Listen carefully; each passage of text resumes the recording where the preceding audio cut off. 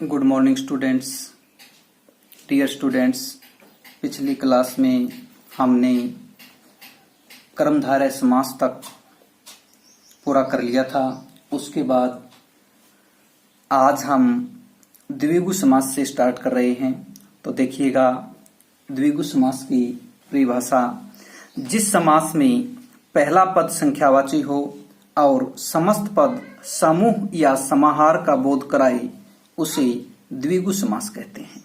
यानी पहला पद संख्यावाची होना चाहिए और जो समस्त पद है वो किसी समूह या समाहार का, एक ही बात होती है, समूह या समाहार को हम या समूह समझे या समाहार समझे, का बोध कराए उसे द्विगु समास कहते हैं। जैसे द्विगु दो गायों का समाहार, त्रिभुवन तीन भुवनों का समाहार, दोपहर दो पहरों का समूह, तिराहा तीन राहों का समाहार, सप्ताह सात दिनों का समाहार, त्रिवेणी तीन वेणियों का समूह, अठन्नी आठ आनों का समाहार, शताब्दी सौ अब्द यानी वर्ष, सौ अब्दों का यानी 100 वर्षों का समूह, सतरंग सात रंगों का समाहार।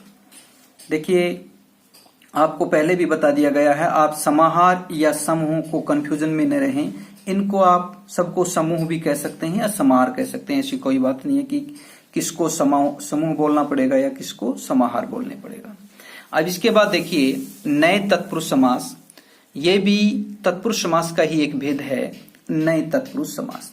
जो तत्पुरुष समास नकारात्मक यानी निषेध अर्थ प्रकट करे उसे नए तत्पुरुष समास कहते हैं।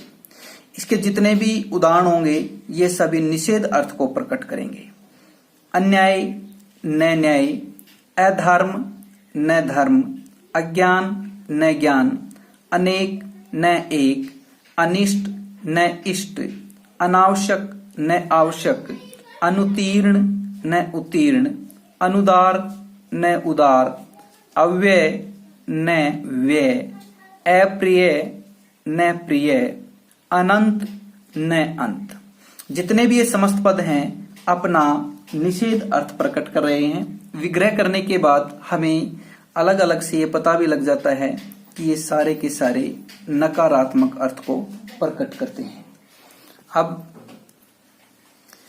इसके बाद है अलुक तत्पुरुष समास। जिस तत्पुरुष समास का विग्रह करने पर भी पूर्व पद की विभक्ति का लोप न हो उसे अलुक तत्पुरुष समास कहते हैं। प्यारे विद्यार्थियों, यह समास संस्कृत से एज इट इज आया है, तो मैं आपको समझाऊंगा, आप थोड़ा सा ध्यान से समझना, इसको समझ आ जाएगा। कुछ भी नहीं है वैसे, ये जिसने संस्कृत पढ़ी है उसको बड़ी आसानी से समझ आएगा। आप देखना, युधिष्ठिर युद्ध में स्थिर। देखिए, यहाँ कहा गया है जिस तत्पुरुष समास का विग्रह करने पर भी पूर्व पद की विभक्ति का लोप न हो। आप ये देखिए, पूर्व पद तो आपने पता है, युद्ध ही पूर्व पद है, स्थिर ये उत्तर पद है, धनम पूर्व पद, जय उत्तर पद, मृत्युम पूर्व पद, जय उत्तर पद, सरसी है ये पूर्व पद, जय है ये उत्तर पद, मनसी पूर्व पद और जय उत्तर पद, वाच है यानी वाचस है ये पूर्व पद और पति है ये उत्तर पद। तो आप देखेंगे पूर्व पद की विभक्ति का लोप नहीं होता। युद्धि, जब हम युद्ध का शब्द रूप चलाते हैं तब सप्तमी विभक्ति का एक वचन युद्धि होता है। और यदि आप सप्तमी विभक्ति एक वचन नहीं समझ पा रहे हैं तो आप ये देखिए, सप्तमी विभक्ति होती है अधिकरण कारक, और अधिकरण कारक का प्रसर्ग जो होता है वो होता है या तो में या फिर पर। तो यहां देखिए, में लगा दिया। युद्धि मैंने युद्ध में, और स्थिर में स्थिर, युद्ध में स्थिर। इसी प्रकार धनम, धनम जो होता है यहां लिखा हुआ है, ये धनम है, ये द्वितीय का एक वचन है यानी कर्म कारक है। तो कर्म कारक का प्रसर्ग क्या होता है, कर्ता ने कर्म को, तो यहां देखिए को है, तो धन को जय करने वाला। मृत्युंजय सेम एज सेम है, मृत्यु को जय करने वाला। सरसी जय, सरसी ये फिर अधिकरण कारक है, तो सरसी का अर्थ हुआ, सरस होता तालाब, तो तालाब में सरसी अधिकरण कारक में आ गया, तालाब में जन्म लेने वाला। मनसी एज इट इज रहेगा, मनसी जय तो ये हुआ मनसी मैंने मन में, और उत्पन्न मैंने जय मैंने उत्पन्न, मन में उत्पन्न या मन में पैदा, ये भी अधिकरण कारक है, ये भी अधिकरण कारक है। वाचस्पति, स के हम विसर्ग बना लेते हैं तो बोलते हैं वाचःपति, वाचःपति। और जब आप वाक का शब्द रूप चलाएंगे, वाक, वाचौ, वाच, इस तरह से, तो षष्ठी विभक्ति यानी संबंध कारक, षष्ठी का एक वचन है वाच है, तो संबंध कारक आप इसको हिंदी में कहेंगे। और संबंध कारक का जो प्रसर्ग है वो है का, के, की, तो यहाँ पे का गया। वाचस माने वाणी का, और पति मीन्स पति, वाणी का पति यानी बृहस्पति देवता, इसका अर्थ हुआ। ऐसा आपको अच्छी तरह से समझ में आ गया होगा।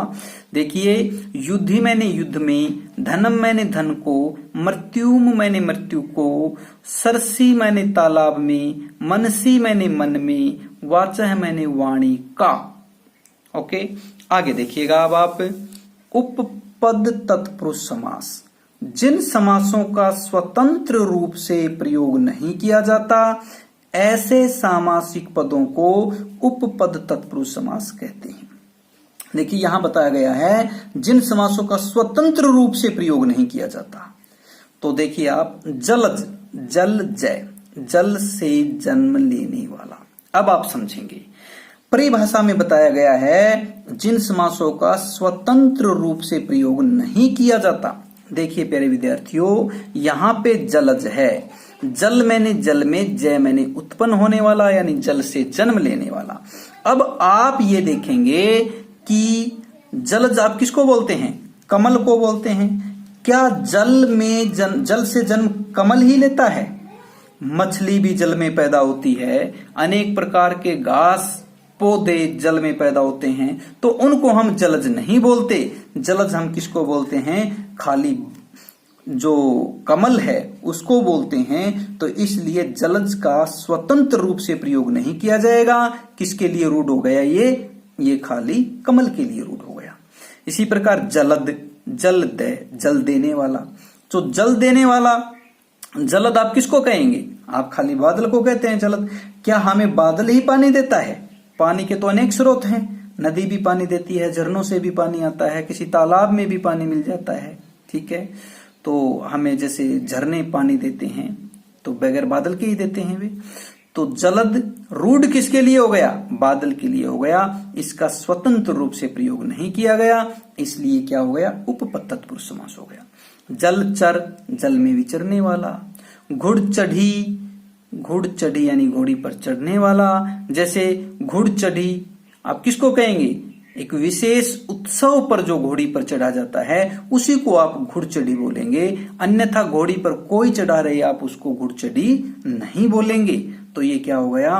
उस विशेष उत्सव पर जो घोड़ी पर चढ़ता है उसको आप घुड़चढ़ी कहते हैं। तो ये उसके लिए रूढ़ हो गया, स्वतंत्र रूप से इसका प्रयोग नहीं किया जा सकता, इसलिए यहां भी उपपद तत्पुरुष समास हो गया।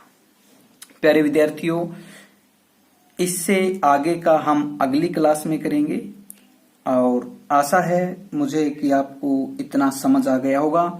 इस काम को आप अपनी फेयर नोटबुक में करते रहें और साथ ही साथ याद करते रहें। धन्यवाद।